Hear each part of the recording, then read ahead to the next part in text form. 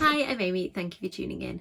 This is my May wrap up, so I'm going to talk to you about all the books I read during May. It might be quite a short video because for once I didn't actually read that many books.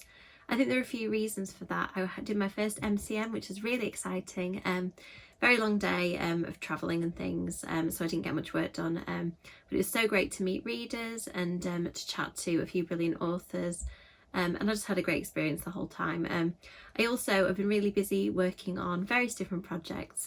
So the A Taste of Darkness anthology is just about done. It's all typeset, it's looking great. There's a few design things that are going to be done, some final approvals that need to be made, but that is going to be printed fairly soon, I think. I've also been working on Mina and the Cult and been working on another writing project. Our exhibit. So between all of those things, reading kind of slid to the bottom of the pile. But even though it was a really busy month and I didn't read that much, the books I read were really good. So let's get into chatting about them. First, I read Honey and Issue's Guide to Fate Dating with my friend Peter from Positively Horror. I'll link to his channel in the description. You should definitely check it out. He also talks about horror on social media and the books that he's reading. And we both really enjoyed reading this book, and without spoiling his review too much, it is written from the perspective of the two main characters. It is a sapphic book where they slowly fall for each other, and as you can tell from the title, it's a fate dating book, so it ticks off loads of tropes that I really enjoy. It also delved into the Bengali culture of the two characters, which I really enjoyed. I always love getting insights into different people's lives, and I thought that Adiba captured the girls' relationships, family and everything really beautifully. The dialogue is great. If you're looking to pick up a brilliant contemporary read, I would definitely recommend this one. Next up is the YA Book Club Pick for May, Good Girls Die First by Catherine Foxfield. I'd read this book before. I read an early copy of it and it came out a couple of years ago as it is, so it's been a while. I did remember roughly how the book went, but I really enjoyed rereading it. I think that, especially considering that this is Catherine Foxfield's debut novel, it is so creepy. She layers so many secrets of characters, different plot reveals, very interesting mythology, big questions hanging over the book about whether it's real or supernatural. There's lots of things at play and it's done really beautifully. There are 10 main characters, which is something that I would find quite difficult to manage in some books, to keep track of who they are. But in this, I just had no problems. I knew who everybody was. As I mentioned, they have secrets. A lot of them were exceedingly unlikable. So it's very interesting watching them get picked off one at a time. I definitely recommend this one if you're looking for a YA novel that sits nicely in that horror thriller space.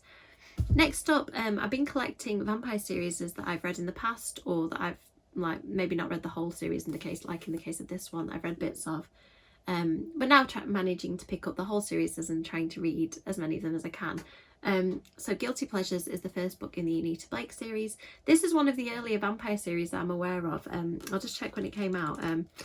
It was first published 1993, so pre-Buffy, pre-True Blood. I think that this probably kind of formed a bit of the groundwork for what a lot of those series do. So is this a perfect book? In my opinion, no.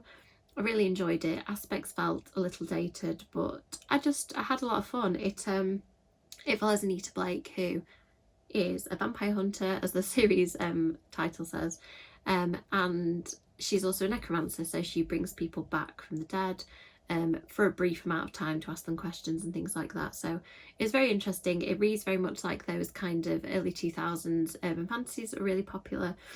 I like that kind of book. I like the kind of quick, fast-paced, this one's mildly steamy. Apparently the later books get really steamy if that's something that you are looking for. So yeah, I'm gonna definitely continue with this series. I thought this was a fun one. Next up, I've been trying to read all of Charlaine Harris's books since I absolutely loved reading the True Blood series with the Fictional Hangover Book Club last year. So I read Day Shift, which is the second book in the Midnight Texas trilogy. This one at first, I would have said that it wasn't my favourite trilogy. I think I mentioned in a previous video, so it isn't my favourite series of Charlaine Harris books. But actually these are growing on me as I'm getting to know the characters. The writing style is a little bit different. It focuses on a lot of male protagonists, which I think I'm just really used to Charlaine Harris having these kind of female protagonists that are quite similar in terms of being really independent and strong and having lots about them. And I think that the shift in the first book in the series, I just wasn't I wasn't quite feeling it, to having quite a big cast of characters to get to know. But actually I'm warming to these books. I will finish the trilogy. I'd say that it still isn't my favourite Charlaine Harris series, but it's kind of climbing up the rankings and getting closer to the others. Next up, I've also been reading the Harper Connolly series. This is, yeah, I think this is the last one in the series. I say that because even as I read the ending, I was like, oh, I want more of these, but I don't think there are any more. So Harper Connolly was struck by lightning when she was a teenager, and now she can, when she goes to a gravesite, she can see the last moments of a person's life, and see how they died. So lots of families and friends employ her to see how their loved ones passed away. But as well as that kind of overarching plot, it's also really a book about family and relationships. I like the fact that there's sort of the touch of the supernatural, but also it's just mysteries that are very grounded in real life tragic events. It's a little bit darker than Charlaine Harris's books, I would say, and the tones may be a bit less playful. But I still really enjoy this series. I'm sad that it's ended. I'm going to probably try and pick up another Charlaine Harris series soon. And next up, this is where my TBR went slightly wrong, because I got this gorgeous neon edition of Dracula. If you're looking for it, if you just search for Neon Dracula, it seems to come up. Mine is from Blackwell's.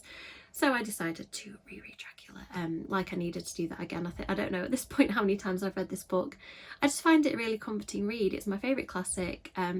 If you aren't that into classics, I would give it a go. I found the writing style more accessible than others. It's still a little dense in some places. Some of the views towards women are a little bit eye-rolling. At points, Mina is not allowed to join in and looked after by being just left in a room. So some of it grates on me a little bit, but I just think that it is kind of like a found footage film or novel, in that its diary entries is the epistolary form. So there are diaries, letters, recording, transcripts, things like that, which I just think seems incredibly modern and cool. I really enjoy this book. I haven't quite finished reading it, but I've included it just because I wanted to show off this beautiful edition and talk about it. So when I finish, I'll give it a proper review in my next video. I'm also currently reading this book, which is called Murder on School Night. I always want to call it the blurb, which is on the title. Murder can really cramp your style. I won't give this a full review because, as I said, I'm still reading it, but I'm having such a good time. Kate Weston is known for writing funny contemporary feminist books, and this one is funny contemporary feminist plus murder, so that kind of makes it even better in my book. The murder aspect is being dealt with really nicely. It feels sort of very fast-paced and intriguing, the investigation. I love the characters, I love the dialogue and the humour. I like the fact that it tackles what it's like to be a teenage girl very honestly. There's kind of no holds barred talk about periods and about what it's like to be a teenager, which I just really appreciate. I wish that more books did that. It reminds me of things like I Was a Teenage Warrior that I read when I was a teenager, I think by Ros Asquith, and the Angus Thongs and Full Frontal Snogging, Georgia Nicholson is it called, that series of books. It's like a more grown-up version of those, and probably even better in my view. So I'll give you a full review and let you know what I thought at the end in my next video when I do my June wrap up. I also completed one of the book, which I forgot to mention. I read The Haunting of Hill House because I watched a TV show a while back and thought it was time to read the classic, and I really enjoyed it, but it was a rare occasion where I enjoyed the TV show more. I think the plot doesn't follow very closely for one thing, and I think it's one of those books that was probably super groundbreaking at the time, but because I'm so steeped now in haunted house films and haunted house books and so on, it didn't feel that new and fresh, which is strange because it was one of the early kind of formative texts I think that the others have based their stuff on. It's just unfortunate that I kind of came to it later. So I enjoyed it. I thought it was really good. It was quite creepy and atmospheric, but I expected a little more from the haunting side of it, I think, without giving too much away. So yeah, I did enjoy it. I would recommend it as a classic, but it's maybe not one of my favourites. I'm also currently reading The Project by Courtney Summers. I'm a very big fan of Courtney Summers' books. They are very hard-hitting. They deal with a lot of difficult issues, so please check the content warnings. This one is about cult, which is something, as you probably know, that I'm really interested in. But I think because it's so intense, I'm listening to it on Audible and I'm doing it quite slowly, so stay tuned. I will give you a review of this one, but it might just take me a little while because I have to be in the right frame of mind, I think, to listen to it. Some of the issues are quite difficult, so I will be able to review that one properly when I finish it. So that is it, a month where I enjoyed everything I read, but just didn't read that much. So hopefully June will shape up a little bit different, and you can check out my June wrap up in a month's time to find out how I got on. So thank you so much for watching. As always, likes and subscribes are really appreciated. Let me know in the comments if you've read any of those books or if you're excited to read them, and hopefully I will see you in the next video. Bye!